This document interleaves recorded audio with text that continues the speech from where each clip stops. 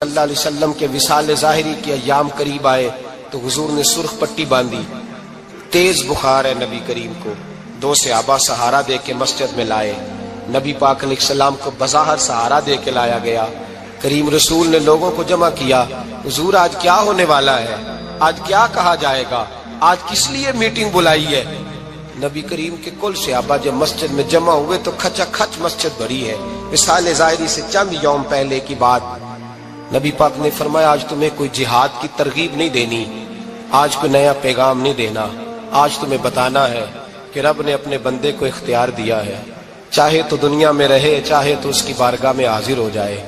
اس عبد نے بارگاہ ربوبیت کی طرف لوٹنے کا ارادہ کر لیا ہے۔ حضرت صدیق اکبر رونے لگے تو صحابہ نے کہا تمہیں کیا ہوا؟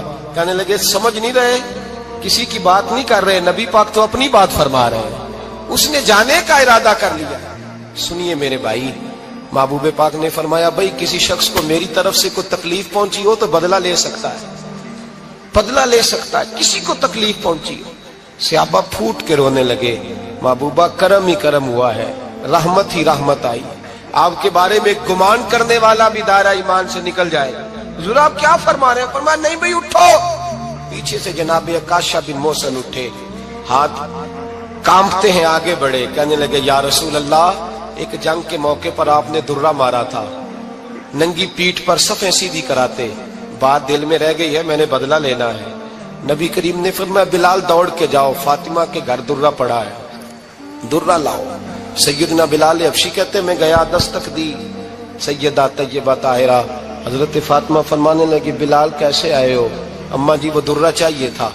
سیدہ کو تشویش ہوئی، کہنے لگے بلال نہ تو جنگ پہ جانا ہے، نہ جہاد ہے، نہ کوئی ایسا موقع ہے، حضور کی تو طبیعت مبارک بظاہر بڑی علیل ہے، درہ کیا کریں گے؟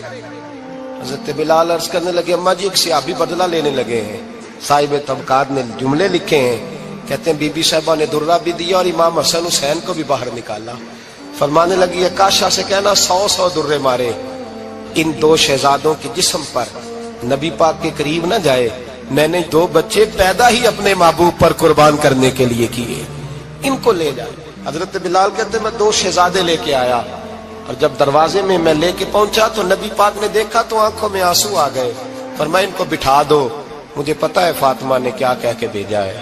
حضرت سیدنا بلال فرماتے ہیں درہ میں نے جناب عکاشہ کو دیا، حضرت عکاشہ درہ لے کے آگے جو بڑھے تو حضرت ابو بکر صدیق نے ان کے پیروں پہ ہاتھ رکھا، فرمایا عکاشہ میری طرف آ یا مجھے مار درے، نبی پاک کے قریب نہ جا۔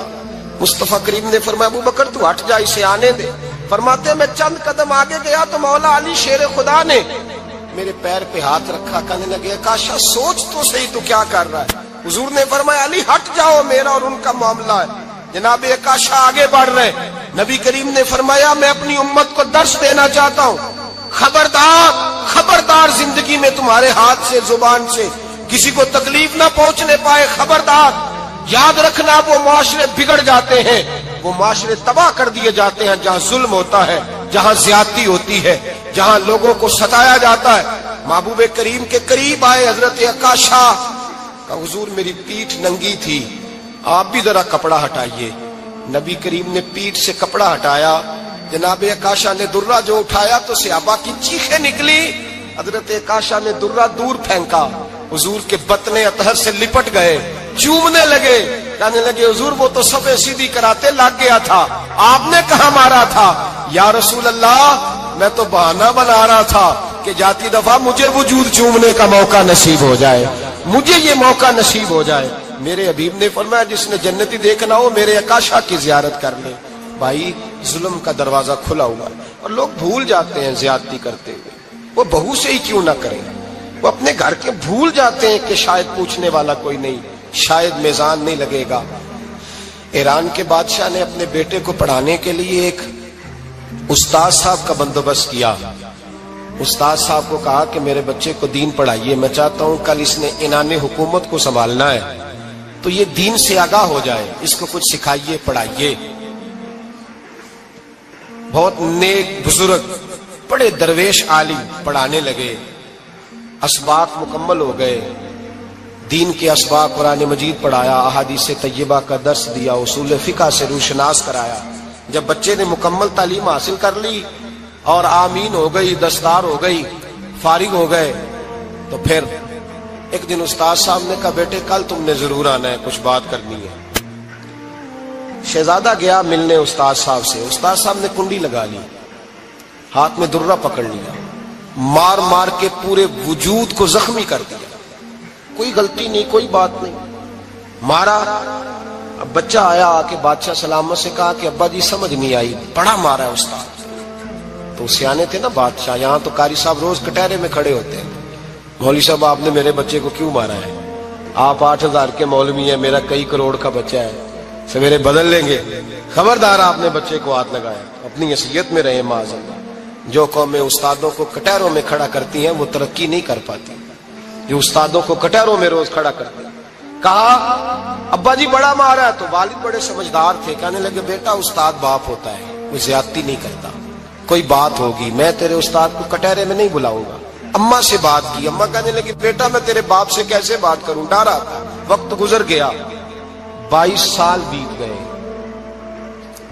22 سال گزر گئے، بادشاہ کا انتقال ہوا، شہزادہ تخت پہ بیٹھا، پہلا حکم یہ دیا کہ میرے استاد کو بلاؤ، پہلا حکم۔ استاد جی بوڑھے ہو گئے تھے، چھڑی کے اوپر ٹیک لگا کے آئے اور بھویں سفید ہو کے جھک گئی تھیں، یوں آنکھ کھول کے بڑی مشکل سے دیکھا، کہنے لگے شہزادے حکم ہو۔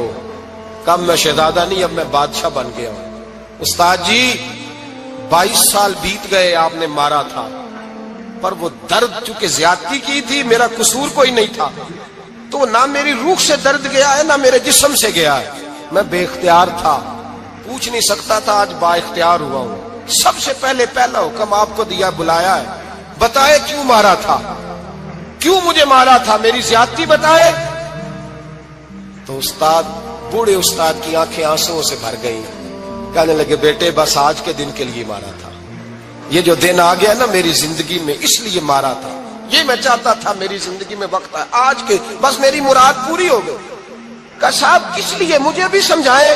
آپ فرمانے لگے کتنی دیر ہو گئی تجھے مار کھائے ہوئے، کتنا زمانہ بیت گیا؟ کہنے لگا 22 سال۔ فرمایا زخم بھولے تو نہیں، درد ختم تو نہیں ہوئی، تمہیں بات 1 منٹ کے لیے بھی تمہارے حافظے سے محو تو نہیں ہوئی؟ کہ استاد جی روز رات کو یاد آتی، روز خیال آتا تھا۔ استاد کہنے لگے بھائی تو بے اختیار تھا، پوچھ نہیں سکا، 22 سال تجھے یاد رہا، مجھے پتا تھا تو ایک دن حکمران بنے گا، میں نے تجھے اس لیے مارا تھا کہ بیٹے یاد رکھنا، کسی پہ ظلم نہ کرنا، اگر تجھے 22 سال تک یاد رہا ہے تو جس پر تو ظلم کرے گا اسے بھی قیامت تک یاد رہے گا، اور یہ یاد رکھنا تو آج با اختیار ہوا تو تو نے مجھے بلا لیا ہے، قیامت کے دن غریب با اختیار ہو جائیں گے، مظلوم با اختیار ہو جائیں گے، وہ با اختیار ہوں گے باللہ الواحد القہار، رب کریم کی بارگاہ کے اندر ان کا اختیار ہوگا، اکیلے اللہ کی حکمرانی ہوگی، پھر وہ بلائیں گے بڑے بڑے کج کلا، دنیا میں جن کی پگڑیاں اونچی تھی وہ سر جھکائے کھڑے ہوں گے، دنیا میں جو ڈکٹیٹر بنتے تھے ان کی پشتیں لال ہوں گی، ان کو غدار لکھا جائے گا، قیامت تک نہیں بھولے گا۔ ظلم کرنا تو سوچ سمجھ کے کرنا، اتنا کرنا جتنا تم سہ سکتے ہو، اتنی زیادتی کرنا جتنی قیامت میں تم برداشت کر سکتے ہو۔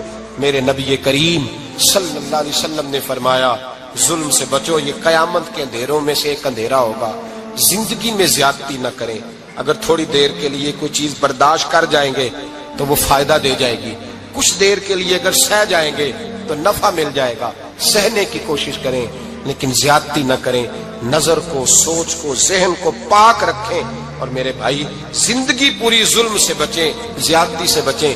امیر المومنین حضرت جناب سیدنا عمر فاروق رضی اللہ تعالیٰ عنہ رات گھر میں تھے تو رونے لگے،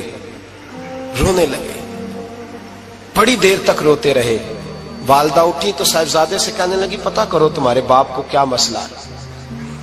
شہزادے آئے، کہنے لگے امیر المومنین والد گرامی کیا ہوا؟ تو حضرت عمر فاروق کہنے لگے بیٹا اپنی اماں کو بلاؤ۔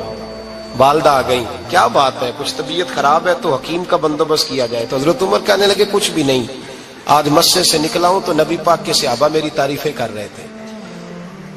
یہ حضرت فاروق اعظم کے وصال کے قریب کے دن ہے، تعریفیں تو حضرت یہ رونے کی بات ہے کہ خوش ہونے کی؟ آپ فرمانے لگے نہیں، سوچتا ہوں باہر تو میں اچھا رہا ہوں، پتہ نہیں گھر میں ہی کوئی زیادتی نہ ہو گئی ہو، پتہ نہیں تمہارے ساتھ بھی میرے معاملات ٹھیک تھے کہ نہیں، صحابہ تو تعریف کرتے ہیں، رو رہا ہوں تمہاری وجہ سے نہ الجھ جاؤں، بیوی ہی نہ کہے میرا حق ہی ادا نہیں کیا۔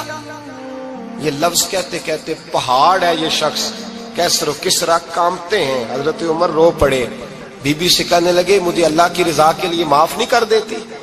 میرے اوپر بوجھ تھا امت کا، میں ساری رات مدینے کی گلیوں میں پھرتا تھا، دن سارا مسجد میں گزرتا تھا، میں تجھے وقت نہیں دے پایا، معاف نہیں کر دیتی؟ تو زوجہ کہنے لگی نہیں عمر، میں نے بھی زندگی میں اپنا کوئی سکھ چین نہیں دیکھا، کوئی چاؤ پورا نہیں کیا، میں کیسے معاف کر دوں؟ میں نہیں معاف کرتی۔ حضرت عمر زمین پہ بیٹھ گئے، رونے لگے، کہنے لگے چل معاف کر دے۔ کہنے لگی ایک وعدہ کرو، قیامت کے دن رب کریم کی بارگاہ میں میری سفارش کرو گے؟ اللہ کی بارگاہ میں عرض کرو گے کہ اللہ اچھی تھی، مجھے کپڑے دھو کے دیتی تھی، روٹی پکا کے دیتی تھی، میری عزت کی محافظ تھی؟ جناب عمر کہنے لگے تیرے ساتھ وعدہ ہے، رب اپنے فضل سے عمر کو جنت دے گا تو عمر تجھے جنت میں ساتھ لے کر کے جائے گا، تیرے ساتھ وعدہ ہے۔ بھائی جن کے دلوں میں احساس تھا کہ ہم سے کوئی زیادتی نہ ہو جائے کسی جگہ، وہ تو یہاں تک معاملہ کرتے تھے، یہاں تک ان کا خیال رہتا تھا۔ عزیزو، ایک تو نظر میں حیا پیدا کریں، والدین کی بہت بڑی ذمہ داری ہے۔ لاکھوں بچے مرضی کی شادیاں کر رہے ہیں، ہزاروں گھر اجڑ رہے ہیں، یہ وہ والا زہر ہے جو ہر گھر میں تیزی سے پھیلتا چلا جا رہا ہے۔ پہلے ہم کہتے تھے کہ بچہ باہر نہ نکلے، اب کہتے ہیں اللہ کہیں موبائل لے کے تنہا نہ بیٹھ جائے، کہیں تنہا نہ بیٹھ جائے، کیا بنے گا اس کا اگر یہ گندگی اور یہ ایسا نشہ ہے جو اجاڑ کے رکھ دے۔ بخاری شریف میں حدیث ہے، قاضی ایاز مالکی رحمۃ اللہ علیہ نے بڑی تفصیل سے لکھی ہے، راوی حضرت انس بن مالک ہیں۔ ایک بندہ بڑی دور سے آیا نبی پاک صلی اللہ علیہ وسلم کی زیارت کے لیے، بڑی دور سے۔ عرب کے جو سردار ہوتے تھے ان کے بڑے ناز نخرے ہوتے تھے، وہ خیر آج بھی ہیں، پروٹوکول کا ماحول آج بھی، یعنی وزیر صاحب کے آگے دو چار گاڑیاں نہ ہوں تو ان کو مزہ ہی نہیں آتا، پولیس والے آگے پیچھے بھاگیں تو، حالانکہ ان کو نہیں پتا کہ جو پولیس والے آگے پیچھے بھاگ رہے ہیں نا، یہ حکومت بدلی تو گرفتار کرنے بھی انہوں نے آنا ہے، لیکن وہ بڑا مزہ آتا ہے جب لوگ گاڑی کے پیچھے بھاگتے ہیں۔ کیا بات ہے جناب، بڑی بات۔ اور ہماری طبیعتوں میں پتہ نہیں کون سی، تو نبی پاک صلی اللہ علیہ وسلم کی خدمت میں وہ شخص بڑی دور سے آیا، تو عرب کے بادشاہوں کا مزاج تھا، پروٹوکول بڑا چاہتے تھے، ان کا تو یہ طریقہ تھا کہ حکمرانی کرنی ہے جیسے بھی ہو۔ اگر کسی غلام نے دھوپ میں بندھا رہ گیا، اونٹ اور چھاؤں میں نہیں باندھا تو درے مارتے تھے، اور اگر اس نے کھول کے باندھ دیا تو پھر بھی مارتے تھے، کہتے تھے اتنا سیانہ ہو گیا تو انہیں پوچھا ہی نہیں، خود بخود ہی باندھ دیا۔ وہ شخص حضور کی بارگاہ میں آیا اور بہت سارے لوگوں کے پاس کیونکہ وہ جاتا تھا اپنے سربراہ کا پیغام لے کے، تو وہ کانپ رہا ہے جب حضور کی بارگاہ میں گیا، ڈر رہا ہے۔ اب ذرا بات کو سمجھنا، نبی پاک صلی اللہ علیہ وسلم نے اس سے فرمایا کیوں ڈرتے ہو؟ سادہ آدمی ہے، دیہاتی ہے، بدو ہے۔ اللہ کے رسول نے تھپکی دی، کیوں ڈرتے ہو؟ تو کہتے ہیں حضور مجھے آداب نہیں آتے اور مجھے ڈر آتا ہے، کوئی بات اگر ایسی ہو گئی، آپ مدینے کی حکومت کے سربراہ ہیں، تو کہیں آپ ناراض نہ ہو جائیں۔ حضرت انس بن مالک فرماتے ہیں بات کہاں کی تھی، پہنچ کہاں گئی؟ جب اس نے یہ کہا نا کہ آپ تو حکومت کے سربراہ ہیں، کہیں کوئی غلطی نہ مجھ سے ہو جائے، تو نبی پاک کی آنکھوں میں آنسو آ گئے، حضور رونے لگے، اور نبی پاک صلی اللہ علیہ وسلم فرمانے لگے نہ بھائی، تو کسی حکومت کے سربراہ کے پاس نہیں آیا، نہ تو اس بیٹے کے پاس آیا ہے جس کی ماں گوشت کے خشک ٹکڑے کھا کے بھی گزارا کر لے گی۔ میں تو ایک غریب ماں کا بیٹا ہوں۔